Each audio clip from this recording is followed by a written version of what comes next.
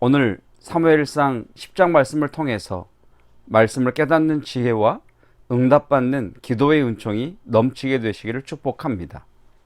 신앙생활은 하나님과의 동행입니다. 성경은 단순히 두 사람이 함께 가는 것을 동행한다고 하지 않습니다. 아모스 3장 3절은 동행에 대해 이렇게 말씀하십니다. 두 사람이 뜻이 같지 않은데 어찌 동행하겠으며, 두 사람이 뜻이 같지 않은데 어찌 동행하겠으며, 같은 마음을 가지고 가는 것을 동행이라고 합니다. 사무엘상 10장은 사무엘이 사울에게 기름을 붓는 장면으로 시작합니다. 기름을 붓는다는 것은 하나님께서 사울을 왕으로 세우신다는 선포입니다. 사무엘이 사울에게 기름을 붓는 이유는 9장 15절, 16절 때문입니다. 사무엘상 9장 15절, 사울이 오기 전날에 여호와께서 사무엘에게 알게 하여 이르시되, 내일 이맘때에 내가 베냐민 땅에서 한 사람을 내게로 보내리니 너는 그에게 기름을 부어 내 백성 이스라엘의 지도자로 삼으라. 사무엘이 사울을 택한 것이 아닙니다. 사무엘은 사울이라는 인물을 알지도 못했고, 사울을 만나기 전날에 하나님께서 사무엘에게 알게 하셨습니다. 사무엘이 사울에게 기름을 부은 이유는 단 하나입니다. 하나님께서 그렇게 말씀하셨기 때문이지요. 사울 자신도 왕이 될 생각을 해본 적이 없습니다. 지금 성경은 이 모든 과정 속에 누가 일하시느냐? 하나님이 하신 것임을 선포하고 있습니다. 오늘 말씀의 핵심은 이 모든 과정 속에 누가 일하시느냐? 하나님이 하신다는 것입니다. 하나님이 하시는데 그것을 동행하는 하나님의 사람에게 알게 하심으로 하나님과 함께 동행하는 성도로 삼으신다는 말씀입니다. 그래서 하나님께서는 사울에게 내가 너를 이스라엘의 왕으로 삼았다는 것에 대한 징조를 주십니다. 내가 왕이 된다는 징조로 이런 일들이 일어날 것이다 라는 것을 미리 말씀하시는 겁니다. 첫 번째 징조로 주신 것이 2절입니다. 내가 오늘 나를 떠나가다가 베냐민 경계 셀사에 있는 라헬의 묘실 곁에서 두 사람을 만나리니 그들이 내게 이르기를 내가 찾으러 갔던 암나귀들을 찾은지라.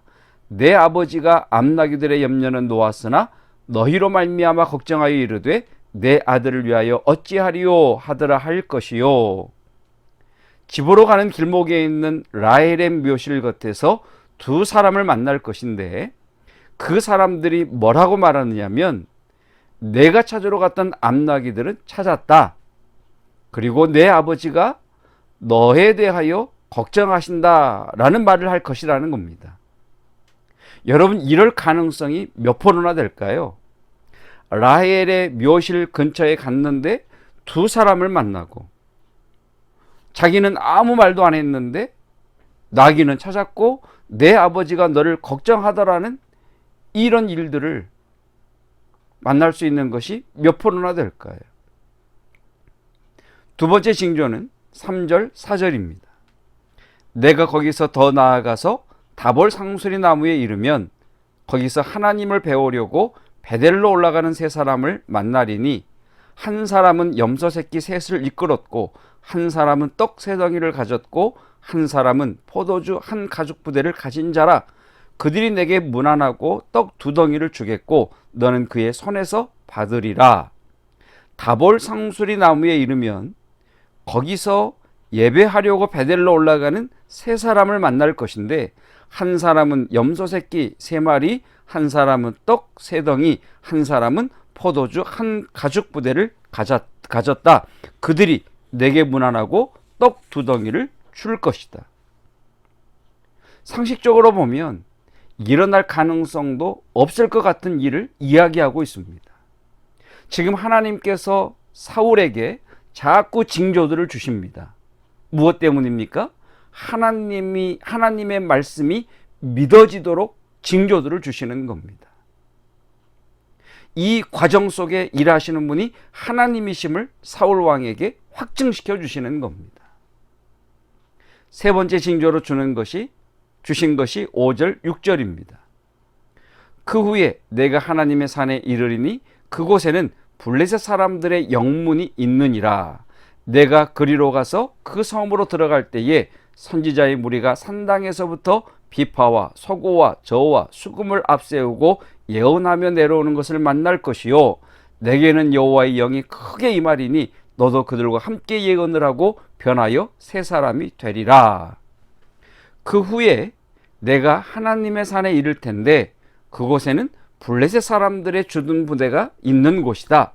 그곳을 지나서 내 고향으로 들어갈 때 선지자의 무리가 산에서부터 내려오는데 각종 악기들을 연주하면서 예언을 하는 그들을 만날 것이다. 그러면 어떤 일이 일어나느냐? 너에게 여호와의 영이 임하시는데 강력하게 임할 것이다.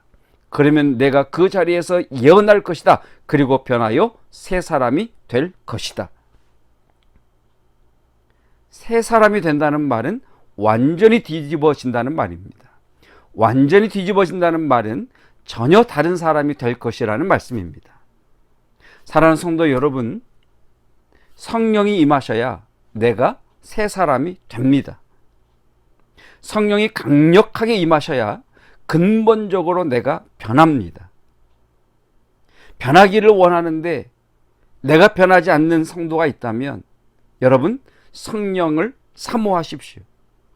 성령이 임하시면, 성령이 강력하게 임하시면 근본적으로 변하게 되어 있습니다. 오늘 이 말씀을 듣는 모든 분들에게 성령께서 강력하게 임하실지어다. 강력한 성령의 임재에 붙들려 변화가 일어날지어다. 생명의 성령의 바람이 불어와 병든 자는 치유될지어다. 불같은 성령이 임하사 모든 더러운 것들과 쓴뿌리들을 태울지어다. 우리 자녀들에게 강력한 성령이 임하심으로 변화가 시작될지어다.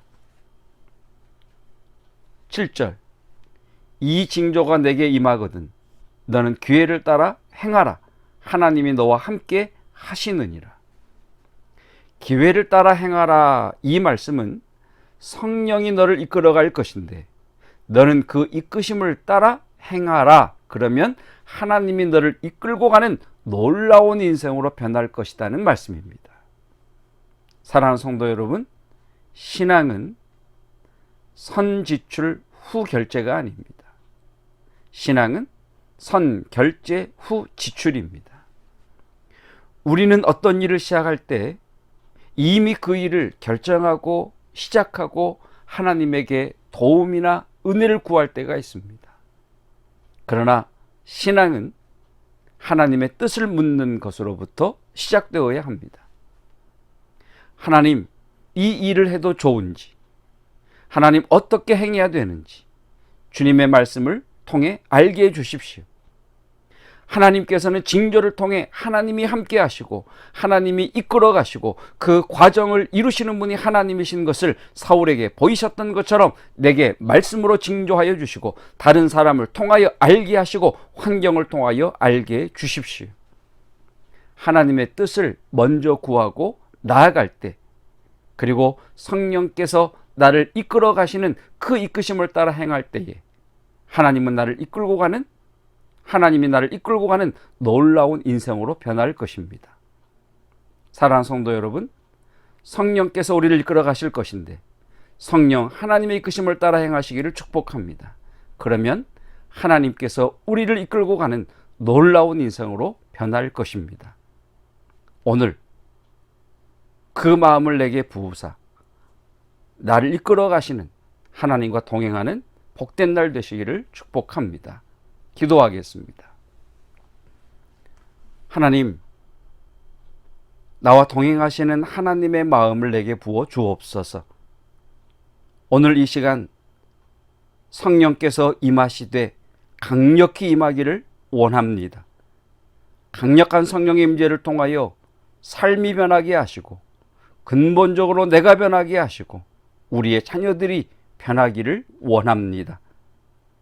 성령 하나님의 이끄심을 따라 행하는 자 되게 하여 주시사 하나님이 이끄시는 놀라운 인생 누리게 하옵소서. 예수 그리스도의 은혜와 하나님의 사랑하심과 성령 하나님의 이끄심의 역사가 하나님과 동행하는 성도들 위해 영원토록 함께 하시기를 축원하옵나이다. 아멘.